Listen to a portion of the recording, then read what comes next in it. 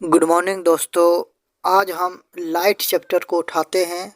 इस चैप्टर से कम एक या दो क्वेश्चन किसी भी एग्जाम में पूछा ही जाता है। उसमें इन सारे क्वेश्चन को देखेंगे कि न्यूटन के अनुसार प्रकाश क्या है, प्रकाश विद्युत प्रभाव की खोज कब हुई, प्रकाश का परावर्तन कैसे होता है, प्रकाश का वेग कितना होता है। जैसा कि प्रकाश के परावर्तन के नियम का आप फिगर देख सकते हैं। न्यूटन के अनुसार प्रकाश कणों से मिलकर बना है, जिन्हें कणिका कहते हैं। 1905 ईस्वी में आइंस्टीन ने प्रकाश विद्युत प्रभाव की व्याख्या द्वारा कण गुण को सिद्ध किया, जिसके लिए उन्हें 1922 ईस्वी में नोबेल पुरस्कार मिला। हाइजेन के अनुसार प्रकाश जो है तरंग है। यंग नामक वैज्ञानिक ने व्यतिकरण की सहायता से तरंग गुण को साबित किया। आधुनिक विचारधारा के अनुसार प्रकाश कण और तरंग दोनों है। अब प्रकाश के परावर्तन का परिभाषा देखते हैं।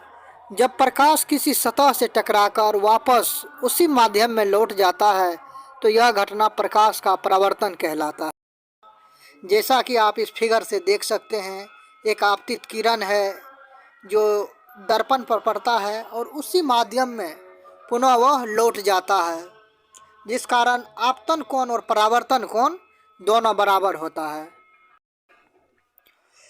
आपतित किरण जो है किसी सतह पर पड़ने वाली किरण को आपतित किरण कहा जाता है और आपतन बिंदु कहा जाता है जिस बिंदु पर आपतित किरण सतह से टकराती है उसे आपतन बिंदु कहते हैं। परावर्तित किरण जिस माध्यम में चलकर आपतित किरण सतह पर आती है और पुनः उसी माध्यम में लौटने वाली किरण को परावर्तित किरण कहते हैं। अभिलंब अब देखते हैं। किसी समतल सतह के किसी बिंदु पर खींचे गए लंब को उस बिंदु का अभिलंब कहते हैं। आपतन कोण आपतित किरण आपतन बिंदु पर खींचे गए अभिलंब से जो कोण बनाती है उसे आपतन कोण कहते हैं। परावर्तन कोण परावर्तित किरण आपतन बिंदु से खींचे गए अभिलंब से जो कोण बनाती है उसे परावर्तन कोण कहते हैं।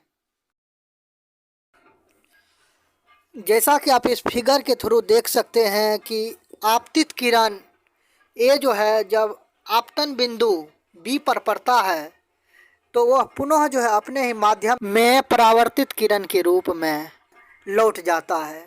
आपतन बिंदु बी पर जो लंब डाला गया है इसी को अभिलंब कहते हैं और आपतित किरण और अभिलंब के बीच के कोण को आपतन कोण और परावर्तित किरण और अभिलंब के बीच जो कोण बनता है उसे परावर्तन कोण कहते हैं। प्रकाश के परावर्तन के निम्नलिखित दो नियम है। पहला है आपतित किरण परावर्तित किरण और अभिलंब सभी जो है एक ही तल में होते हैं और दूसरा है आपतन कोण और परावर्तन कोण एक दूसरे के बराबर होते हैं।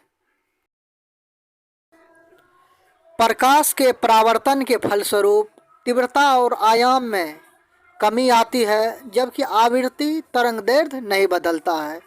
यानी कि तीव्रता और आयाम बदल जाता है जबकि आवृत्ति और तरंगदैर्घ्य नहीं बदलता है। ये सब वेरी इम्पोर्टेंट लाइन है। प्रकाशीय गेज परावर्तन के सिद्धांत पर कार्य करता है। चांदी प्रकाश का सबसे अच्छा परावर्तक है, इसीलिए दर्पणों पर चांदी की कलई की जाती है जिसका नाम सिल्वर नाइट्रेट है, जिसका सूत्र AgNO3 होता है। रोमर ने सन 1676 ईस्वी में निर्वात में प्रकाश के वेग का पता लगाया था जो लगभग 3 × 10⁸ होता है। दोस्तों प्लीज़ सब्सक्राइब माय चैनल।